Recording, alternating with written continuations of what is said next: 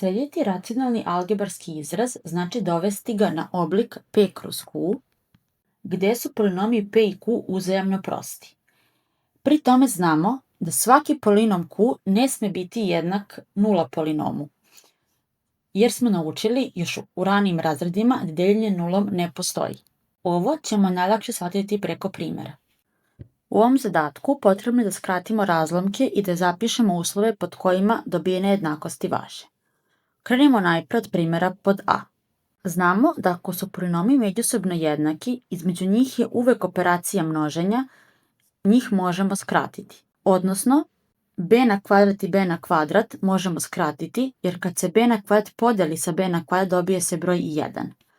A na treći i a na kvadrat takođe možemo skratiti, jer kada se a na treći podeli sa a na kvadrat, pošto su osnove jednake, znamo da stepene treba da oduzmemo, pa je 3 minus 2 1. Dakle, ostaje nam samo a na prvi, odnosno a. A zapisujemo iznad da ga ne bismo kasnije zaboravili. Kod imenioca možemo primetiti jednu formulu, nju smo učili u osnovnoj školi i ona se zove razlika kvadrata, pa je možemo sada primeniti. A na kvadrat minus b na kvadrat dalo nam je a plus b i a minus b u zagradi i sada dve zagrade možemo skratiti, a plus b i a plus b. Zapišemo šta je preostalo.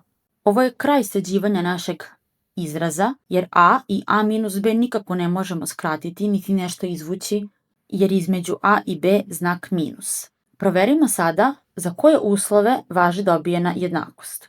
U imeniocu se nalazi a minus b i znamo da bilo šta što u imeniocu nikada ne sme biti nula. Dakle, to zapisujemo. A kada ovo neće biti nula? Kada je a različito od b, odnosno a i b nikada ne smiju biti jednaki. Uradimo sada primjer pod b. U primjeru pod b možemo primetiti da ništa odmah ne možemo skratiti, tako da moramo malo preoblikovati ove naše izraze.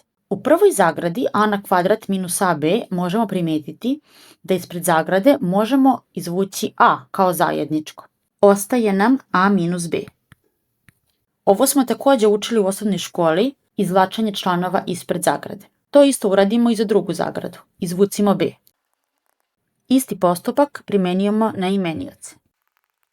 Dobili smo iste zagrade pa ih možemo skratiti. A minus b sa a minus b, a plus b sa a plus b. Ali takođe u brojiocu i imeniocu imamo a, pa možemo skratiti i imamo b i njega možemo skratiti. Dakle, kada se sve skratilo, rešenje koje dobijamo je broj 1. Ovde ne postoji uslov pod kojima važi dobijena jednakost jer smo dobili samo broj 1. Nemamo razlomak i nemamo imenilac.